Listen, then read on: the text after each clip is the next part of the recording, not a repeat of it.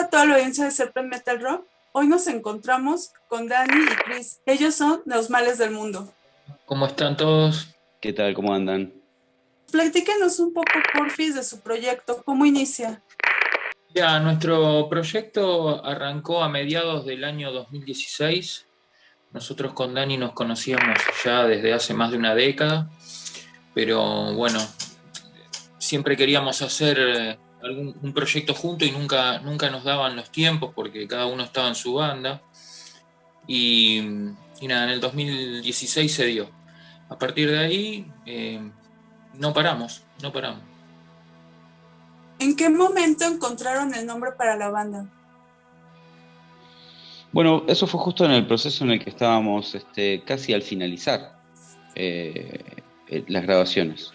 Habíamos estado trabajando en el proyecto y no habíamos pensado un nombre y de hecho no lo encontrábamos.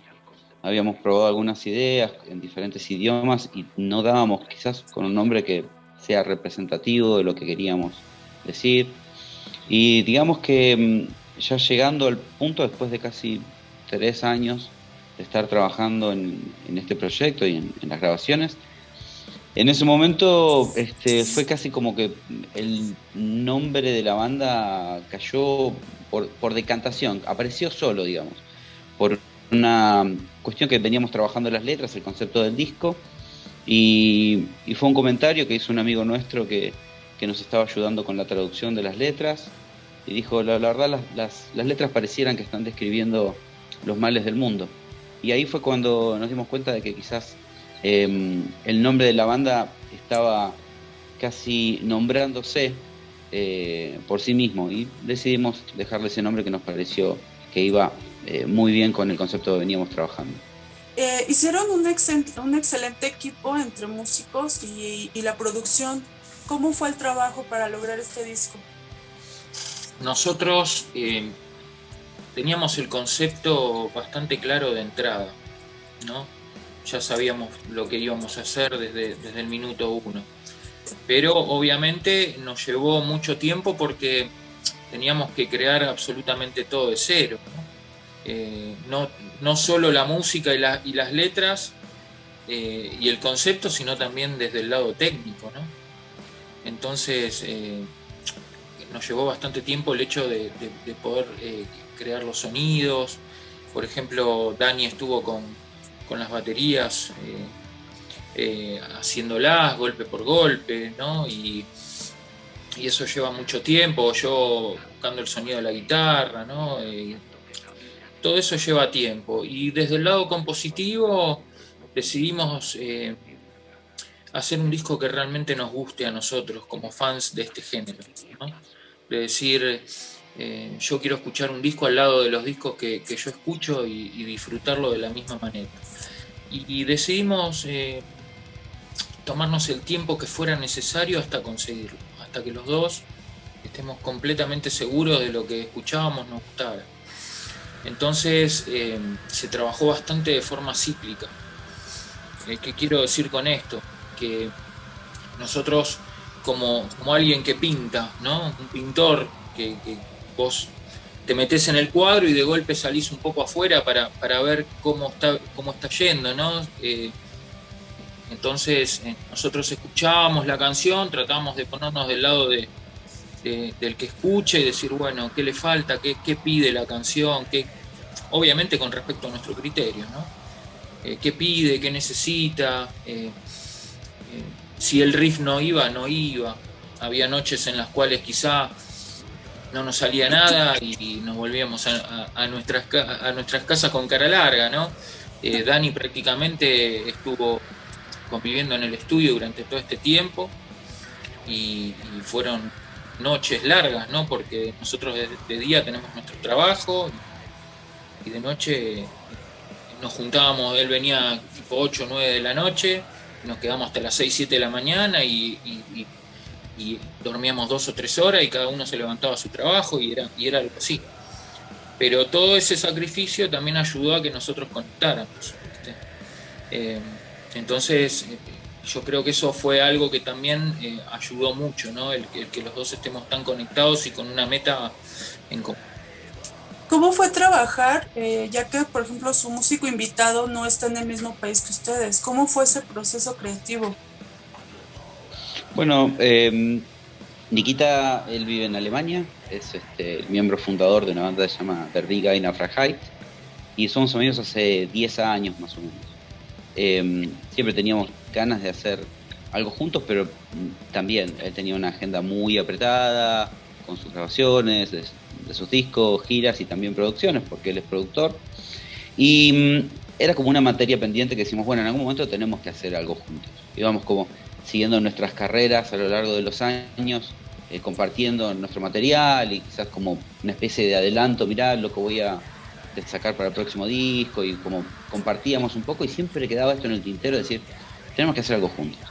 Y ahí fue cuando en 2016 con Chris habíamos empezado a idear un poco esta idea de armar una banda de black metal, un proyecto de unas grabaciones, y en esa misma época, unos meses después, muy pegaditos, digamos, se alinearon las cosas. Nikita me comenta que, bueno, hagámoslo, tengo algo de tiempo, podríamos hacer algo, y realmente me parecía que era el momento justo porque Chris también es un fanático de Der Vegan Freiheit, es una banda que nos gusta a ambos. Y entonces se me ocurrió y dije, bueno, ¿por qué no lo incorporamos al proyecto y no hacemos algo de esto? Y así fue. Él al principio tenía una idea un poco más para trabajar en las composiciones de las guitarras, pero después por estas cuestiones de tiempo dijo, mira, lo que podemos hacer es, yo me voy a encargar de las líneas de bajo, de escribir toda la música de líneas de bajo, y puedo empezar a hacer la producción del disco, el mixing y el mastering. Y nos pareció genial, porque él ya había trabajado en varios estudios, trabaja en un estudio actualmente, y a su vez tiene su estudio personal en el que hace sus producciones. Entonces, fueron muchas horas de charlas bastante extensas, intentando explicar a dónde queríamos llegar, ¿no? Der Vegan Freiheit tiene un sonido particular que me encanta, pero teníamos muy en claro con Chris que ese no era el sonido que estábamos buscando nosotros. Entonces, desde el día 1 tuvimos muchas conversaciones con Nikita planteándole nuestro sonido y confiando en su criterio como productor. También, además de ser productor, él es músico sesionista, ha trabajado con muchos artistas, con bandas doom, ha girado. Digo, es un gran conocedor de la música, del metal y de la música en general, y entendió a la perfección qué era lo que queríamos transmitir y cómo queríamos llegar de acuerdo a la búsqueda que estábamos realizando. Así que fue un proceso de idas y vueltas, ¿sí?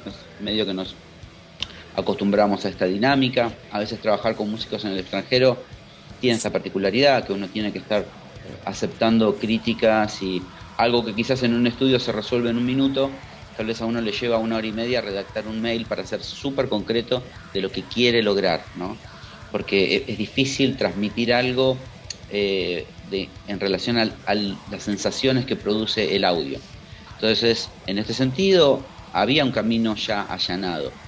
Chris es productor también, yo he trabajado en muchos discos, y entonces era mucho más sencillo decir, fíjate un poco lo que sucede en este rango de frecuencias, que creo que quizás comprimiendo un poquito menos nos generaría, y él lo probaba y funcionaba. Entonces, era algo que compartíamos un lenguaje que nos permitió ser súper específicos, y también como después de pasar por muchas producciones, sabíamos un poquito cómo nos gustaría recibir un trabajo de un artista que consulta para hacer un mixing o una producción o algo. A mí me gustaría que un artista me lo presente de esta forma, súper ordenado, súper prolijo, con las ideas claras. Entonces, de esa manera como la entregábamos nosotros allá a Alemania, y hacía mucho más fácil el trabajo. ¿Sí? En vez de entregarle quizás una serie de hojas desparramadas, metidas adentro de una bolsa, nosotros lo que hacíamos, las ordenábamos, las catalogábamos, todo estaba bien ordenadito. Y esto pareciera que es una tontería, pero en una producción a distancia allana mucho el camino, genera mucha empatía con el que trabaja, y creo que facilitó muchísimo el trabajo. Más allá de nuestra amistad, digo, a nivel profesional, el poder conectar con Nikita, que es un gran productor, a ese nivel fue como pudimos más o menos ir trabajando, y terminamos arribando al sonido que estábamos buscando. Antes de lanzar el disco, lanzaron 2 canciones. ¿Por qué decidieron hacer esto? Esas 2 canciones fueron las primeras canciones que hemos compuesto. Al no haber trabajado junto antes, nosotros necesitábamos buscar una química primero, necesitábamos buscar el camino que nosotros queríamos lograr en Descent Toward Death.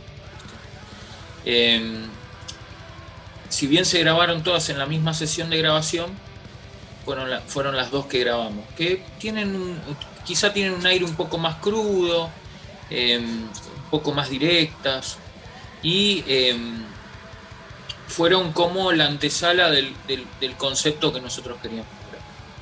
Por ejemplo, en cuanto a su sonido, suena bastante bien, a diferencia del metal de los 90s, pero ustedes siguen en ese rumbo, no lo perdieron.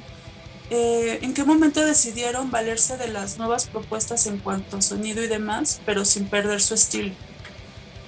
Digamos, me parece que es como una especie de proceso natural, al menos en mi caso se dio de esa forma. Me parece que el black metal en los 90 había generado una especie de mística desde el sonido y había generado toda una cuestión muy característica de cómo se transmitía lo que ellos querían decir en el audio. Y en aquel entonces, tal vez los músicos que participaban contaban con recursos un tanto limitados. La otra vez recuerdo en una entrevista a Ulver, decía, bueno, a veces se creía que grabábamos, se corría la voz de que habíamos grabado el disco en el medio del bosque. Y técnicamente es verdad, decía, porque el estudio estaba en el medio del bosque, pero era un estudio, ¿sí? Y eran los elementos con los que contábamos. Dejábamos un poco que corra un poco la imaginación de la gente, y si decía que grabamos en un bosque, no estábamos mintiendo en todo caso, pero eran los elementos con los que contábamos. E intentábamos hacer la mejor música que podíamos con eso que teníamos a mano. Nosotros, quizás hoy por hoy, con la tecnología que tenemos, podemos lograr un sonido quizás un poco más cálido, un poco más nítido, pero también un poco más digital. Entonces no queríamos caer en ese sonido digital y queríamos tal vez tomar, o en algún punto, yo lo siento como un gran halago que vos menciones que todavía conservamos algo de esa cuestión de los 90, porque era un poco la intención de esto, ¿sí? Era un poco la intención de ese black melódico de los 90, un poco de ese black melódico sueco, con algunas cosas noruegas y esas melodías y esas atmósferas, pero sentíamos que arruinar el sonido era casi como una picardía y era como, no era muy auténtico. Es decir, grabar cualquier cosa y distorsionarla solo para que sea true cult me parecía como una cuestión que al menos no era algo que yo quisiera hacer. Sigo disfrutando al día de hoy cuando hay bandas que graban en forma analógica porque conciben que la música debe ser grabada así y que el black metal no tiene que ser editado y que tienen que ser tomas. Pero bueno, sabemos también que hay mucha mística detrás de esto y que bandas legendarias como por ejemplo Mayhem fueron estudios de grabación, ¿sí? Y grabaron con productores que han tenido muchos años y entonces, digo, ahí no están las cosas al azar, está trabajado, no por eso deja de ser una obra maestra de black metal, los discos de Mayhem, por ejemplo. Entonces, en tanto y en cuanto la propuesta sea auténtica, me parece que es válida. Y eso por decantación se empieza a sentir cuando uno se acerca a los discos. Por eso hoy, en 2021, puedo escuchar un disco de black metal nuevo, que tiene un sonido muy crudo, pero si lo que escucho me transmite algo auténtico, lo acepto igual. Como también a veces encuentro reliquias de los años 90 grabadas con un sonido horrible y las disfruto muchísimo. Me parece que la forma en la que uno se conecta con estas propuestas, siempre y cuando sean auténticas, yo las acepto con mucho agrado. Y eso a veces, yo al menos como un fanático del género, lo noto. Y hay algunas bandas que las sigo, aunque su sonido sea horrible, y me encanta ese sonido horrendo, y las sigo y sigo todos sus discos. Pero bueno, nosotros quisimos encararlo por otro lado, teniendo algún guiño con los 90, claro que sí. En el caso de sus letras, Dani, ¿en qué te inspiras para hacerlas? Bueno, las letras están inspiradas en algunos pensamientos que nosotros hemos ido trabajando. Este proceso de creación del disco tardó alrededor de 3 años, quizás un poquito más. Y en todo ese proceso fue un proceso muy arduo en el cual nosotros, de alguna forma, volcábamos nuestras frustraciones en la música. Era este disco casi como levantar el puño al cielo y gritar de bronca, ¿no? Y desesperación y angustia e intentar transmitir todo eso, lo que nos pasaba. Para eso uno a veces se vale de algunos autores que tal vez han pensado mucho mejor que nosotros y han trabajado en profundidad algunos conceptos. Entonces a mí me gusta leer mucho, algunos filósofos, y había ya encontrado en ellos algunas ideas que me parecían magníficas y que eran tal vez como un reflejo de lo que yo había pensado en algún momento, pero que ellos lo articulaban de una manera ejemplar. No solo eso, sino que también estos textos ayudaban a pensar. A medida que uno los lee, a uno mismo lo interrogan y generan, en vez de respuestas, generan más preguntas. Y eso nosotros intentamos volcarlo en el disco, en las letras y en la música. Y a medida que íbamos trabajando las letras, las iba compartiendo con Cristian, y eran un poco también nuestras vivencias, nuestras sensaciones, y la música modificaba las letras y la letra a su vez modificaba las canciones, y cuando grabábamos algo sentíamos que quizás la letra tenía que decir algo en esa parte, y tal vez después la composición de la música se modificaba a partir de lo que estaba escrito en las letras. Entonces me parece que eso generó, si bien fue un periodo muy extenso de 3 años, generó que el disco sea bastante sólido y que tenga esa consistencia que quizás alguien lo puede escuchar de una forma superflua y disfrutar de las melodías y está perfecto, pero a medida que uno se mete en el disco le encuentra ciertos detalles. Encuentra que las letras transmiten algo y que se acentúan en alguna parte por algo en especial. La voz cambia de tono no al azar, sino porque hay algo que dice que se enfatiza de una manera específica. Y eso es un poco lo que queríamos transmitir, ¿no? Queríamos transmitir esos discos. A mí me encanta escuchar esos discos que no importa cuántas veces los escuche, siempre le encuentro algo.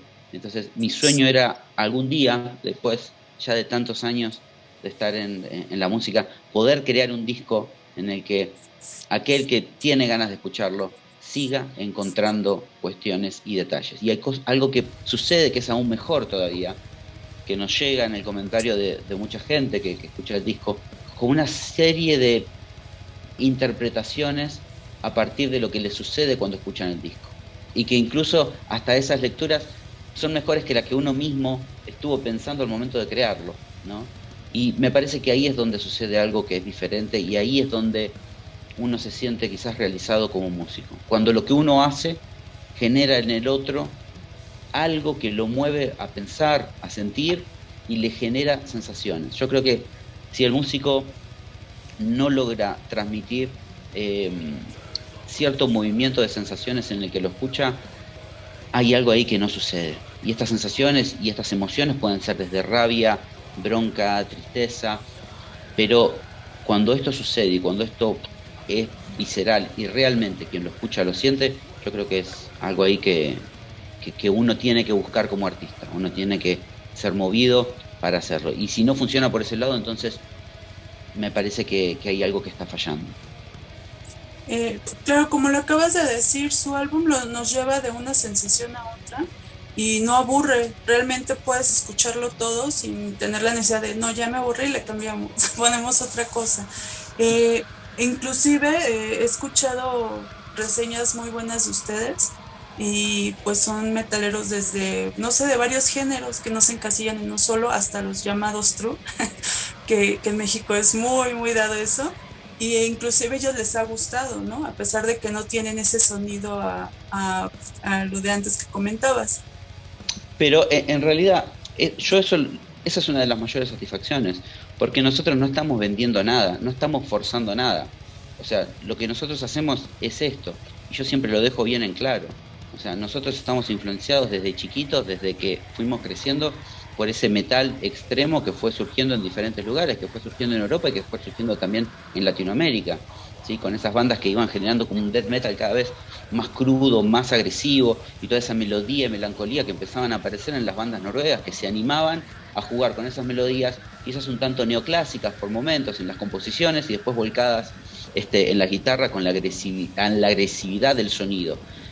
Entonces, yo constantemente sigo escuchando esa música horrible con un sonido horrendo que me transmite esa oscuridad que me sigue conectando. Pero este proyecto quizás no trata de hacer eso. Entonces, es como lo que a veces decimos con Cristian. Teníamos muy en claro que nuestra estética no iba a ser con corpse paint, no iba a ser forzándonos a sacar unas fotos en el medio del bosque, porque vivimos en la ciudad. Nosotros no tenemos bosque. Entonces, armar con 3, 4 plantas una escenografía ficticia y pintarnos y hacer como que estamos exprimiendo 2 naranjas mirando al cielo, me parecía faltarle respeto al género. Me parecía faltarle respeto y aniñarlo y atontarlo, ¿sí? Me parece que hay muchísima profundidad en el género y creo que cuando una banda de black metal habla de ciertas cosas oscuras, de la maldad en sí misma, la maldad no está en una imagen de Baphomet, la maldad está ahí en la gente que camina por la calle, ahí está la maldad. Entonces en cada uno está la maldad. Basta prender la tele para ver el noticiero 5 minutos, querés ver la maldad, está ahí. Entonces no nos hacía falta ir a buscar nada en una escenografía ficticia noruega, porque me parece que sobre todo con Latinoamérica tenemos quizás hasta escenarios. Hace muy poquito hablaba con una amiga de Colombia en relación a estas cuestiones de la pandemia y me decía, la verdad, con la inseguridad y con las cuestiones, con la muerte a flor de piel que se vive a veces por la criminalidad y la violencia en Colombia, una de las cosas que menos nos preocupa es el COVID, por ejemplo. Entonces, en una sociedad latinoamericana donde la violencia es tan extrema, pintarse la cara y jugar a que uno está en Noruega me parece un juego de niños que no tiene sentido. Entonces nosotros intentamos conectar con eso que tiene que ver con el ser humano y que me pasa a mí, que te puede pasar a vos, que le puede pasar a alguien en Noruega o que le puede pasar a alguien en el medio de una casa hacinada en un suburbio de Sudamérica. Porque esa angustia es la que unifica a todos, quizás en relación a algo que lo mueve al sujeto. Entonces cuando uno conecta con eso, no importa si hay un bosque, si hay un desierto, me parece que excede cualquier idea de una estética que uno pueda llegar a tener. Por supuesto que nosotros queríamos ser fieles a eso y entiendo que quizás hay toda una corriente noruega que ese ha sido su lugar. Ellos no inventan un bosque, porque abren la puerta y salen al bosque. Entonces, nosotros intentar copiar eso, me parece que, al menos en nuestro caso, yo no lo sentía auténtico. Y Cristian creo que comparte esa cuestión, y me parecía que no nos sentíamos a gusto, y me parecía como que era estar forzando un concepto que se termina cayendo por decantación. Hay bandas al día de hoy que salen con corpse paint y lo hacen convencidos de lo que hacen.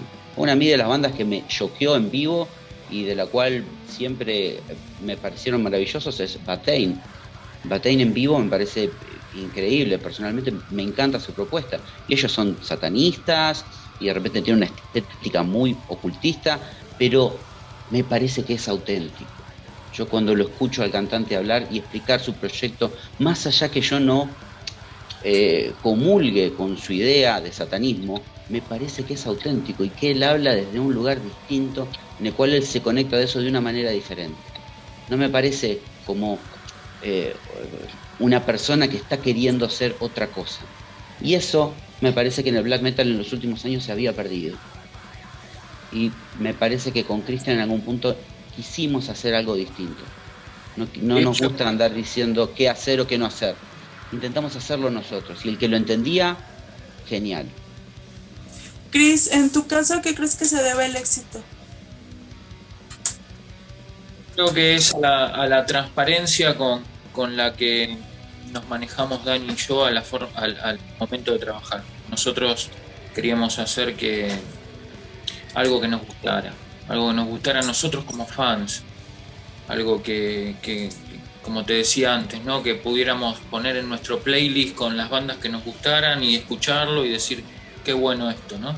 Como fanáticos de este género de hace más de 20 años. Por eso también yo creo que todo lo que vos decís, ¿no? Que está este sonido moderno con las influencias quizá de los 90, ¿no? De lo que uno escuchaba hace años, mezclado con algunas disonancias y pasajes quizá un poco más duros de este género moderno, ¿no? Que es todo lo que nos gusta tanto de antes como de ahora, ¿no? Y a su vez esto de decir, bueno, vamos a hacer un disco en el cual plantear un concepto, ¿no? Nosotros somos personas que venimos de los 90 cuando se escuchaba el vinilo, se escuchaba el cassette, ¿no? Que vos no era como ahora que decís quiero escuchar el tema 4 y lo escuchás y dejás un disco. Nosotros tenemos esa crianza. Yo, por ejemplo, escucho vinilos y soy de esas personas que pone el tema 1 y trato de escuchar el disco completo y ver qué me dice, qué me transmite, por qué el orden de los temas, olfatear el librito del disco y decir qué rico el olor al papel del disco, ¿no? Exacto. Uno es fan de la música, ¿no? Yo siempre lo digo, ustedes son fan desde su lado, quizá aportando a la música desde su lado, nosotros somos fans brindando música. Esto es así, ¿viste? Y ese fue creo que en el día 1 con Dani nos sentamos a charlar y quedamos en eso. Yo creo que la transparencia de querer hacer algo que simplemente te gusta a vos, creo yo que es el motivo por el cual quizá otra persona se puede llegar a identificar tanto con nosotros. Descent Towards Death fue grabado en tu estudio, Chris. ¿Qué tal estuvo el proceso? Fue largo, fue difícil, fue difícil y a su vez fue único y increíble, ¿no? Porque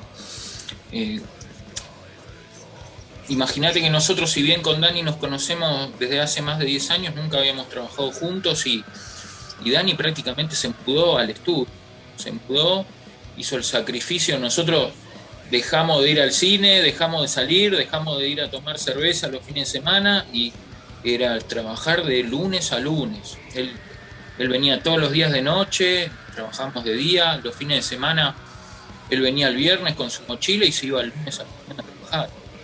Entonces logramos primero la convivencia humana de saber que nosotros creamos un objetivo de trabajo del cual ya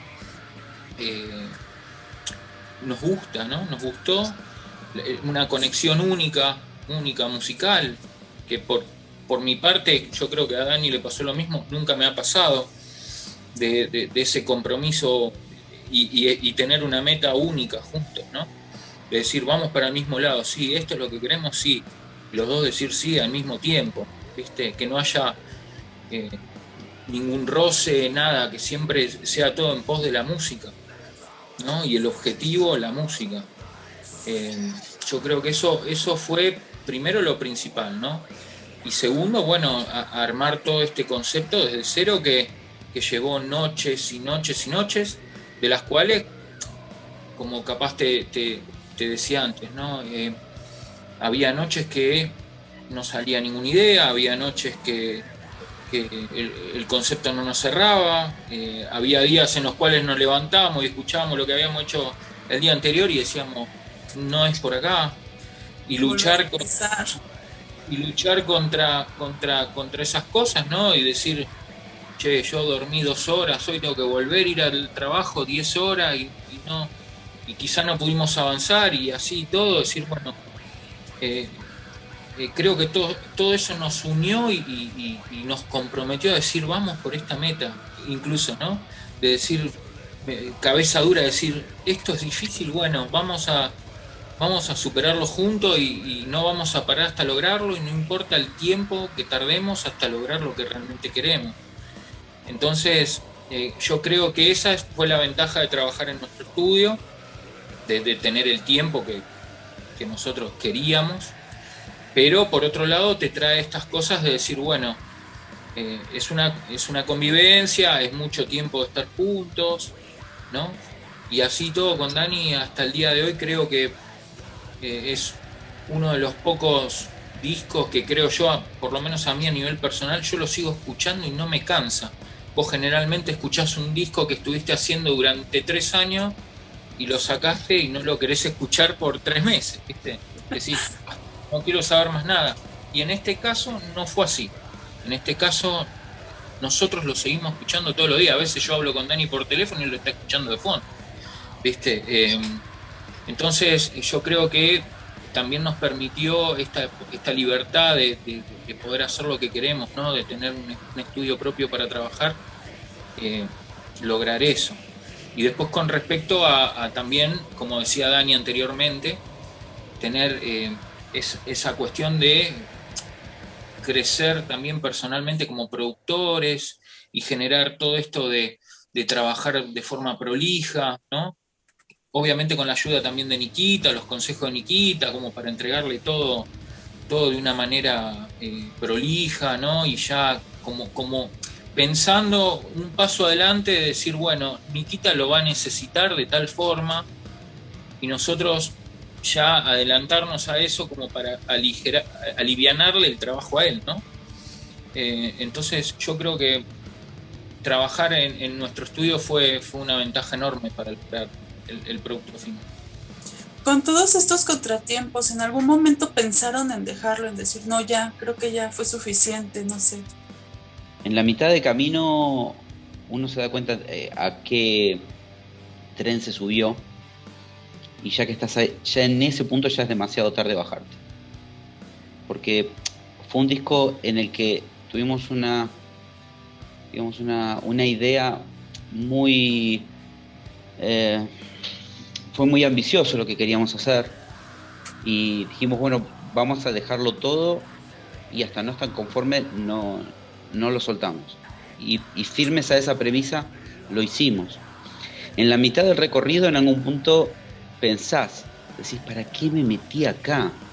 O sea, pero lo que sucede es que te encontrás en el medio de un pantano y volver hacia atrás implica casi el mismo esfuerzo que seguir adelante. Entonces, retroceder no forma parte de la salida de donde te metiste.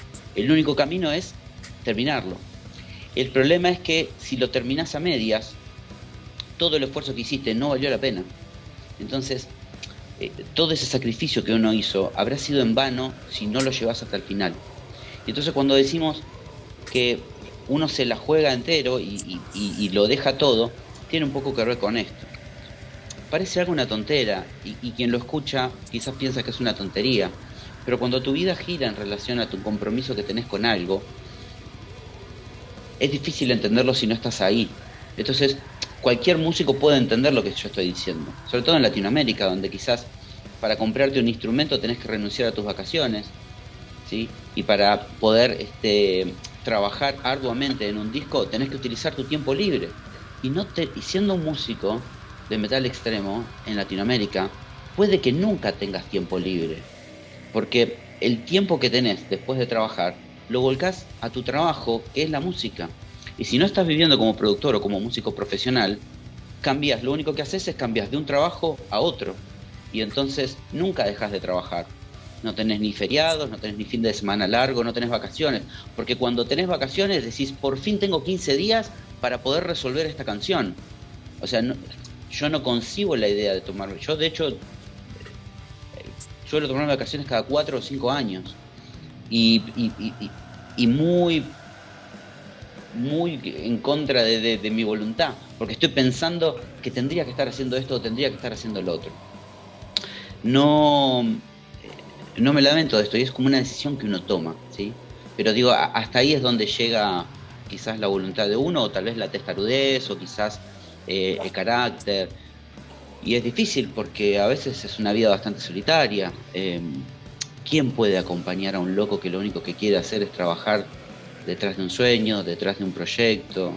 ¿Cuántas veces uno tiene familiares, amigos que dicen, bueno, no hace falta que todos los días estés grabando, con que un fin de semana no estés grabando no pasa nada? bueno, a mí no me pasa eso. Porque siento que quizás ese día podría haber hecho la diferencia. Y siento que quizás detrás de ese esfuerzo quizás algo nuevo o bueno pueda suceder. Si creemos que ingresar a un estudio es algo divertido de hacer, es porque nunca grabaron un disco. El que grabó un disco sabe que quizás está horas y horas y no encuentra lo que estaba buscando y desperdició todo un fin de semana quizás. Uno mira por la ventana y el día está re lindo, uno dice, podría estar en el parque, podría estar paseando, y estoy acá encerrado con este pibe, con este calor, delante de la computadora mirando numeritos, y ¿qué hago acá? ¿Qué hago acá? Lo pensás un montón de veces. Quien te diga que no lo piensa te está mintiendo, porque durante 3 años estás encerrado y no pensaste hacer otra cosa, decir, bueno, corto acá, pero hay algo que te empuja a decir, seguimos un poco más, porque quizás detrás de este esfuerzo hay algo ahí que podemos llegar a encontrar. Escuché muchas veces la frase de el black metal ya está muerto, ya está, o sea, ya está el black metal. Y eso, yo no decía nada, me callaba y por dentro me generaba algo distinto. Me parece que el black metal en los últimos años fue evolucionando y te diría que fue como una especie de volver a la esencia de los 90. Yo siento que el black metal actual está volviendo a la esencia de los 90 y modificándolo de alguna forma distinta y con una vuelta de rosca diferente. De hecho, ves a muchas bandas de esa época que hoy tienen propuestas diferentes, como por ejemplo Havard, que es uno de los miembros fundadores de Ulver, que hoy tiene un proyecto con músicos europeos que suena moderno, pero no deja de ser black metal y con una potencia increíble. Entonces creo que todo medio como va en cierta transformación, siempre y cuando, bueno, como decía anteriormente, ¿no? sea auténtico. Bueno, y al final de cuentas lograron lo que estaban buscando, que fue la retribución que tuvieron. En ese sentido, yo creo que con Cristian también tenemos una visión bastante pesimista de la vida. No somos tan optimistas pensando de que todo va a estar bien, pero no es un cliché, ¿eh? Es algo que uno lo siente o no lo siente.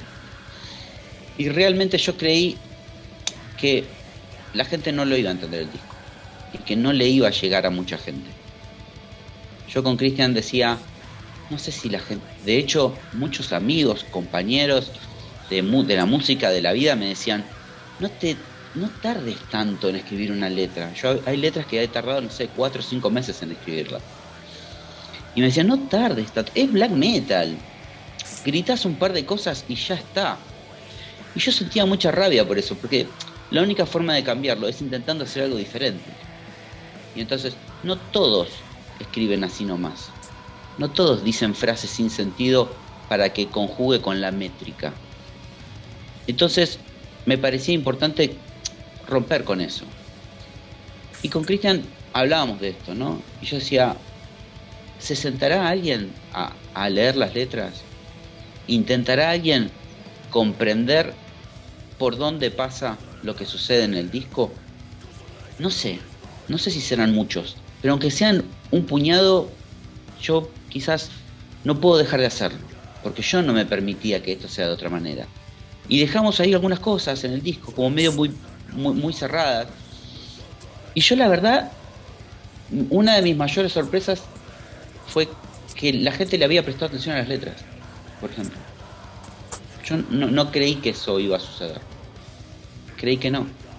Me parecía que la gente, en esta sociedad en la que vivimos, en donde todo es express, todo es rápido, los temas pop duran 3 minutos, no pueden durar más. El estribillo tiene que llegar en los primeros 30 segundos del tema, porque si no la gente tiene como una tendencia de pasar de track. Entonces, para que un tema sea radial, para que se escuche, para que venda, tiene que ser rápido, tiene que ser brilloso, tiene que ser plástico y le tiene que gustar a todos. Bueno, nosotros estamos todo lo contrario. Hicíamos temas de 12 minutos, que tienen una introducción que no arranca y te va metiendo en un clima.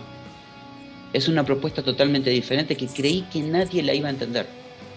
Y entonces de repente cuando escucho que alguien me dice, se nota que escucharon Paradise Lost, porque hay ciertos arreglos y a mí se me pone la piel de gallina cuando escucho eso. Porque digo, el tipo lo escuchó, entendió lo que queríamos hacer.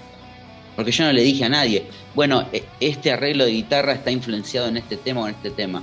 Pero cuando de repente me dicen cuestiones como, se nota mucho la influencia Doom, se nota mucho, hay ciertas cosas del heavy metal clásico, yo digo, lo escucharon, le prestaron atención. Cuando alguien me hace estos comentarios, es la mayor satisfacción que podés tener. Uno no lo hace para ellos, ¿eh? O sea, me parece que uno no compone para un público. Sabiendo que al público le gusta escuchar tal cosa, voy a hacer esto. No es un fanservice, porque no funciona. No funciona. Entonces, era el disco que queríamos hacer y pudimos volcar todo lo que teníamos ganas de volcarlo. Y para mi sorpresa, no paro de encontrar a veces reviews en los cuales se toman el trabajo de analizar las letras, de analizar la música, de encontrar ciertos guiños. Y es cuando alguien me dice en relación al éxito o la verdad los números a mí no me dicen demasiado, sobre todo en un género extremo. Sabemos que no vamos a vender muchos discos ni que vamos a estar en todas las radios y tampoco me importa, no era lo que buscábamos. Buscábamos hacer un disco de black metal que esté bueno y que alguien lo pueda escuchar y decir, esto está buenísimo. ¿En dónde se hizo? ¿En Noruega? No, se hizo en Latinoamérica, porque se hizo por tipos que quizás estaban absolutamente metidos en lo que querían hacer.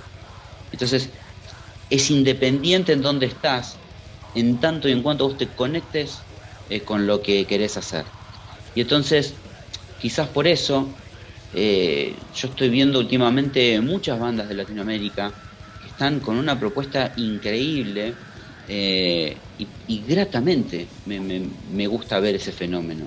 Me parece que a nivel mundial, Europa está empezando a mirar para Latinoamérica, está empezando a entender de que hay metal de excelentísimo nivel, que siempre lo hubo, pero siempre se miró a Estados Unidos o siempre se miró a Europa, y el metal sudamericano estaba relegado como, bueno, aquellos que quizás hacen lo que pueden con lo que tienen, y hoy por hoy quizás empiezan a aparecer cosas. Yo a veces leo algunos reviews que dice, en Argentina están empezando a aparecer algunas bandas, en Latinoamérica están y en realidad no están empezando a aparecer. Cuando uno investiga en México, hay bandas que tienen un montón de años en México. Digo, el black metal, yo me acuerdo que una de las bandas que a mí de México me llamó la atención es una banda que se llama Ausia, que hacen black metal, que había sacado un disco en el 96, creo que se llamaba Dark Emperors.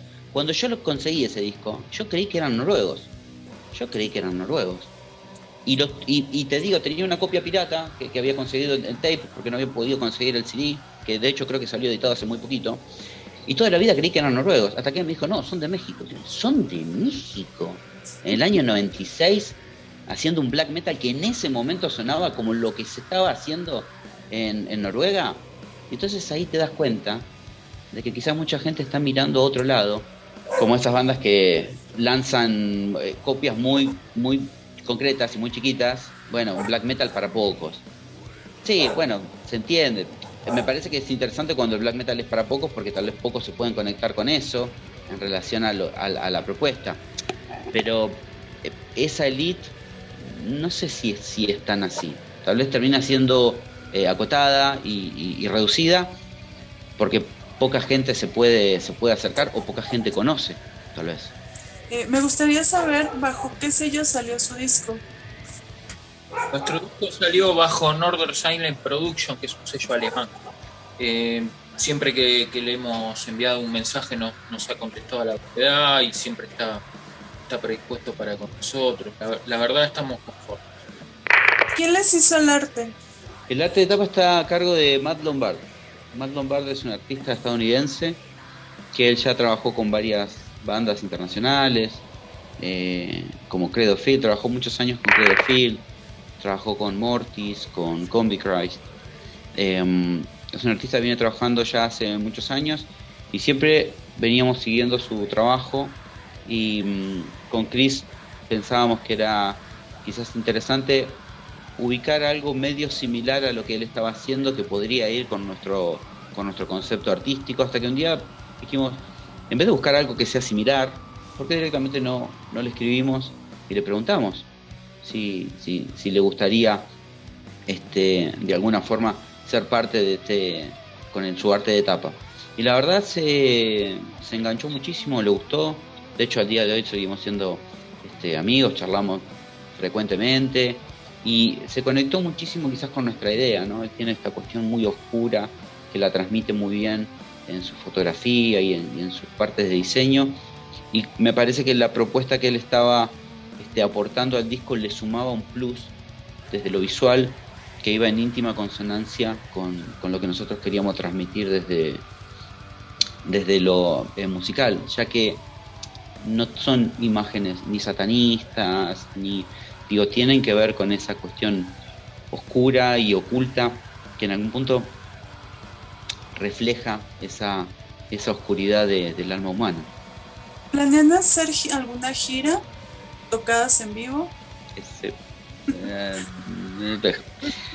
Fue pensado como un proyecto de estudio en realidad.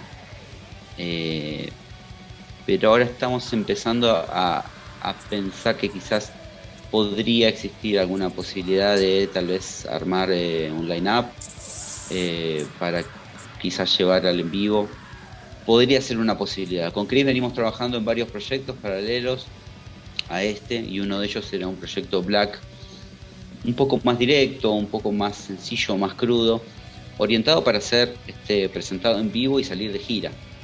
Después sucedió esto de la pandemia y también nos enfocamos en el disco de Los Males. Y ese otro proyecto está ahí, casi a punto de terminarse, ya con un disco prácticamente armado. Pero todavía no sabemos si quizás dejarlo ahí en stand-by, y barajamos un poco la idea de tal vez que llevar al en vivo Los Males. Después de esto, ¿ya tienen alguna grabación, algún proyecto para algo nuevo? Actualmente, bueno, nada, estamos un poco ocupados con las cuestiones del merchandise que estamos lanzando hace poquito, y también a veces por suerte la prensa latinoamericana nos ha dado una mano enorme porque se han interesado, nos preguntan, y nosotros siempre estamos muy abiertos a poder hablar y difundir lo que estamos haciendo. Así que en este momento estamos un poquito más enfocados en eso, y tal vez más adelante volvamos a concentrarnos un poco en la grabación del nuevo material. ¿Seguirán colaborando con Nikita o van a buscar otro músico de sesión? No, definitivamente vamos a seguir trabajando con Nikita. Es como una especie de pilar en el cual constantemente estamos hablando. Incluso él tenía ganas de en el próximo disco tal vez participar un poquito más en la cuestión compositiva, porque en este disco, en lo que es toda la estructura de los temas y lo que es la música, lo compusimos con Chris. Nikita aportó las bases del bajo, pero él no estuvo a cargo de la composición. Y quizás en el próximo disco pueda participar de una forma un poquito más activa en el proceso. Habría que ver. Yo creo que igual, digamos, el corazón de Los Males tal vez está en nosotros dos, y Nikita, por supuesto, es como el tercer pilar en el cual se apoya el proyecto. No sé si incorporaríamos a más músicos al proyecto como miembros estables. No lo creo. Relación a lo que decías anteriormente del en vivo, creo que hay muchas bandas que son 2 miembros y que tienen el apoyo de músicos de sesión para sus diferentes giras. Digo, podría llegar a ser eventualmente una posibilidad, pero no creo que incorporemos más músicos, pero sí Nikita nos gustaría mucho, y creo que él está entusiasmado también para hacerlo, de participar en el próximo disco también. ¿Quieren dar algún mensaje para la audiencia de Serpent? Pero antes que nada agradecerle a todos por tomarse el tiempo, entender el concepto y valorarlo, valorar el trabajo que uno hizo, y conectar con las ideas y nuestros pensamientos y nuestros sentimientos. Eso, más que nada, yo estoy eternamente agradecido por eso. La verdad no quiero dejar de agradecer a toda la gente de Latinoamérica, ¿no? Porque, como decía anteriormente, en nuestro pesimismo no teníamos mucha esperanza de que tal vez el público latinoamericano pudiera apoyar este proyecto. Y realmente es una gran sorpresa. Es una gran sorpresa poder establecer vínculo con músicos de diferentes países, compartir diferentes experiencias y encontrarnos con que hay toda una movida de Latinoamérica que cada vez se hace sentir un poco más. Y eso es producto de que la gente también está apoyando la movida. Yo, como te decía anteriormente, a veces se escucha un poco hablar de, bueno, el black metal noruego, bueno, el black metal alemán, la escena francesa, hace unos años la escena de Islandia, ¿no? Con ese black metal bastante característico. Y ahora empiezo a leer en los reviews como, bueno, la escena de black metal latinoamericana, que si bien había dado un muy buen comienzo allá en los inicios, con las bandas legendarias, ¿no? De las que todos ya conocemos, por Colombia, por Brasil, con Sarcófago, con los inicios de Sepultura, y con todo ese metal extremo que era una mezcla de black, death, thrash. Después, durante un tiempo, bueno, Latinoamérica quedó un poco, digamos, apagada y todo el foco estuvo en otro lado. Entonces, creo que la gente de Latinoamérica hoy empieza a hacer notar las bandas que a nivel regional siempre estuvieron y hoy uno las empieza a conocer, y creo que si hay un mensaje para dar, me parece que es ese, ¿no? Empezar a valorar un poco la gran escena que tiene Latinoamérica, y en cada uno de sus países tienen excelentes bandas que, bueno, ojalá se puedan ir difundiendo. ¿Nos quieren dar sus redes sociales? Basta con tipear Los Males del Mundo en Google, que los primeros links que van a encontrar van a ser los del MySpace, los de MySpace. Mirá qué viejo estoy, ahí ves, te das cuenta, los 90 me traicionan. Ya, si nos están escuchando o si nos ven algunos jóvenes, van a decir que esto es medio prehistórico, hablar del MySpace en esta época. Pero sí, en nuestras redes sociales, en Bandcamp, o si no en Facebook y en Instagram. Estamos intentando ahí un poco tener cierto feedback con la gente que se acerca, ¿no? y que quiere estar al tanto de nuestras novedades.